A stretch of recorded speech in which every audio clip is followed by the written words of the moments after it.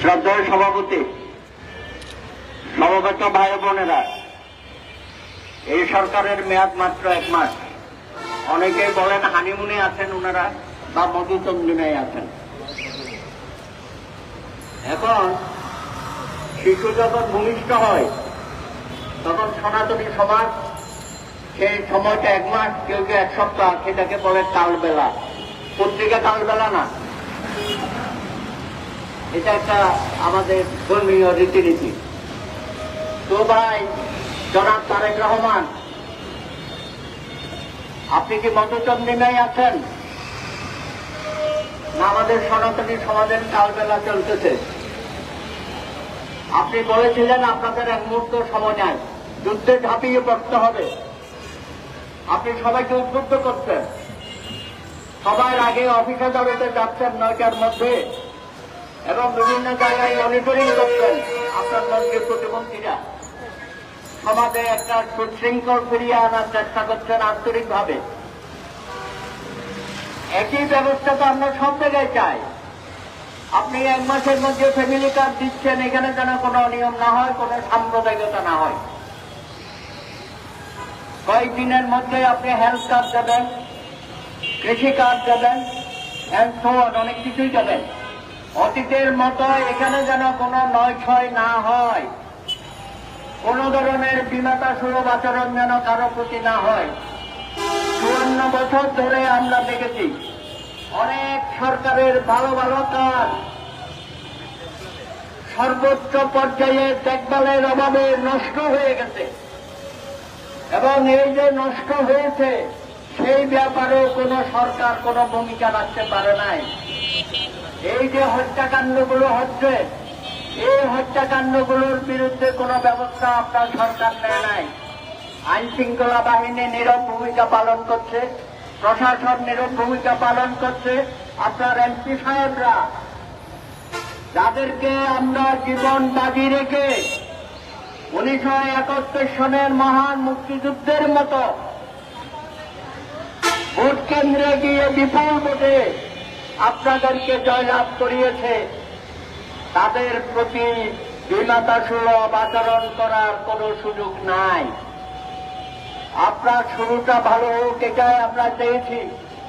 আপনি বলেছেন বাংলাদেশ হবে একটি রংধনু নেশার, রেইনবো নেশার, হিন্দু মুসলিম বৌদ্ধ খ্রিস্টান সকলের সমান অধিকার নিয়ে বাংলাদেশে বসবাস করবে। আপনি আরো বলেছেন এই দেশকে হবে বিশ্বাসী এবং অবিশ্বাসী এবং সংশয়বাদী। পাহাড়ি, আদিবাসী, সমতল সকল মানুষের সমান অধিকার বাংলাদেশে আপনি নিশ্চিত করবেন। গতকালকেও আপনি পার্লামেন্টে আপনার ভাষণে এইসব কথা পুনরাবৃত্তি করেছেন। আমরা আপনার উপর আস্থা রাখতে চাই। বহুদিন পরে আপনি একজন তরুণ বয়সে, অর্থাৎ 60 বছর বয়সে আপনি এখন প্রধানমন্ত্রী, আপনি ছুটে বেড়াচ্ছেন। এই কদিনের মধ্যে আপনি বাংলাদেশের আনাচে কানাচে ঘুরে বেড়াবেন। আমি প্রথমে বলব, বিগত সরকারের আমলে যারা নির্যাতিত হয়েছে, নিপীড়িত হয়েছে, তাদের বিরুদ্ধে, সেইসব সন্ত্রাসীদের বিরুদ্ধে ব্যবস্থা নেবেন। অনতিবিলম্বে তাদেরকে বিচারের মুখোমুখি করবেন। আমার ভাইয়েরা যারা শিক্ষক, অধ্যাপক, হেডমাস্টার, প্রিন্সিপাল, যাদেরকে জবরদস্তিমূলক চাকরিচ্যুত করা হয়েছে, স্কুল কলেজ থেকে বের করে দিয়েছে, বিশ্ববিদ্যালয় থেকে, তাদেরকে আপনি পুনর্বহাল করবেন সসম্মানে।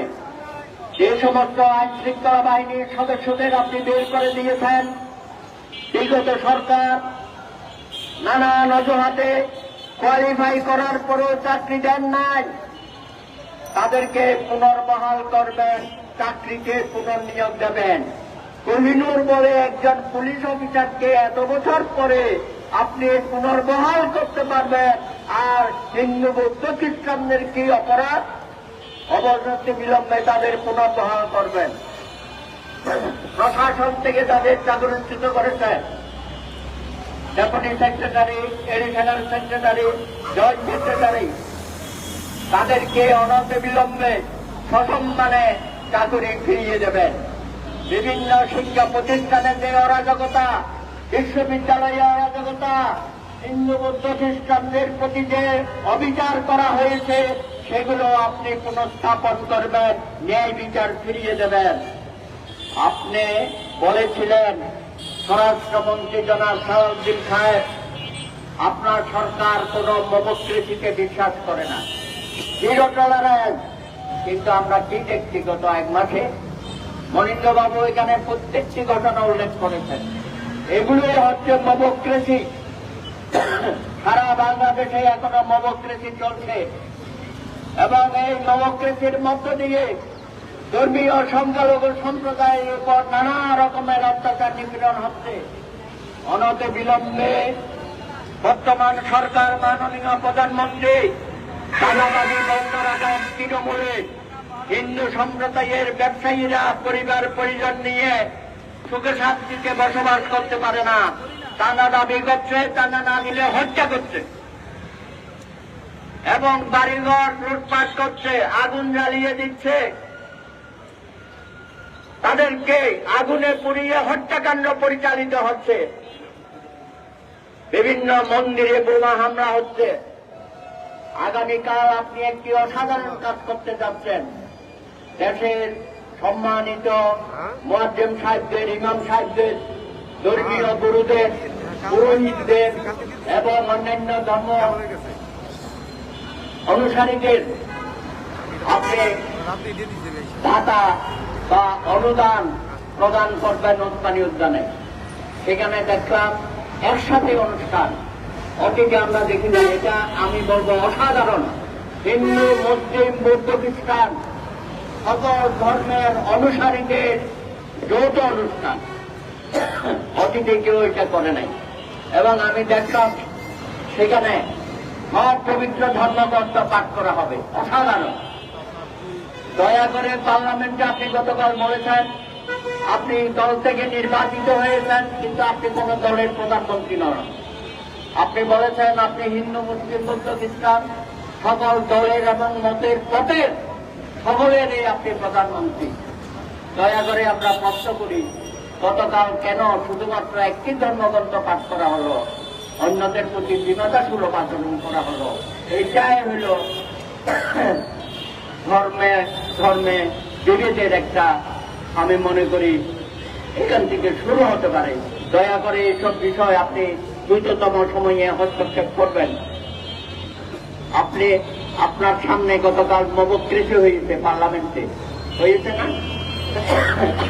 জামাতা, এনসিপি তারা যখন জাতীয় সঙ্গীত পরিবেশন করা হচ্ছে রাষ্ট্রপতি আসার প্রাক্কালে, তখন সেখানে তারা বসেছিল। এই মৌলবাদী জঙ্গি গোষ্ঠী তারা আমাদের জাতীয় সঙ্গীত এবং জাতীয় পতাকার প্রতি সম্মান প্রদর্শন করে নাই। আমি মনে করি তারা রাষ্ট্রদ্রোহ অপরাধ করেছে, তাদের বিরুদ্ধে রাষ্ট্রদ্রোহে অপরাধের বিচারের সম্মুখীন করা হয়। এই ব্যবস্থায় গত 18 মাস বাংলাদেশে যে ধরনের ন্যাক্কারজনক ঘটনাগুলো ঘটিয়েছে, উৎসাহিত করেছে এবং কানে তোলা দিয়েছিল। শফিক সাহেবের কথা মনে আছে? 18 মাস যিনি মুখপাত্র ছিল, প্রধান উপদেষ্টা, মনে হচ্ছে উনি প্রধান উপদেষ্টা, উনি বলেছেন গত 1 মাসে নাকি বাংলাদেশে কোনো আন্দোলন হয় নাই, রাজপথে মিছিল হয় নাই। জনাব শফিক সাহেব, ইউনূস সাহেব দেখে যান, হিন্দু বৌদ্ধ খ্রিস্টান ঐক্য পরিষদ এই আন্দোলনের শুভ সূচনা করেছে। আমরা কাউকে পার দেব না, এটা লাইসেন্স দেওয়া না। বাংলাদেশের জনগণের 71 সনের মহান মুক্তিযুদ্ধের মধ্য দিয়ে 30 লক্ষ শহীদের রক্তের বিনিময়ে যে স্বাধীনতা অর্জন করেছি, এটাই হচ্ছে স্বাধীনতার চেতনা, মুক্তিযুদ্ধের চেতনা। আমরা সকলকে নিয়ে আজকে যারা ক্ষমতাসীন হয়েছেন, মনে করবেন না আপনার ক্ষমতা পাকাপোক্ত হয়ে গেছে। অতীতেও অনেকেই মনে করেছিল।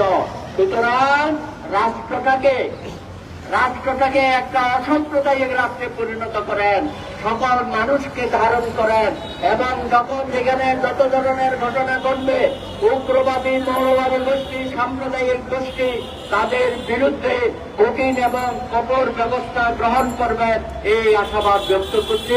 আপনাদের সকলকে ধন্যবাদ।